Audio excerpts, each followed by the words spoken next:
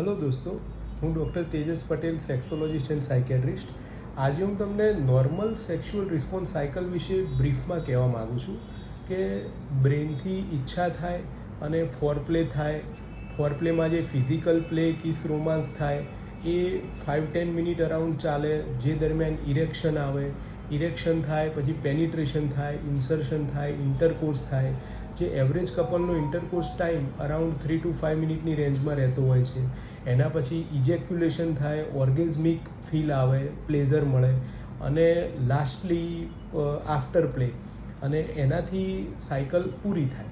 હવે આ જે સાયકલ છે એ એવરેજ કપલની અરાઉન્ડ જોઈએ તો 15-20 મિનિટ અરાઉન્ડ થતી હોય, પણ એવું જરૂરી નથી કે દરેકમાં આટલું જ થવું જોઈએ. એવરેજ કપલમાં આટલી થતી હોય છે.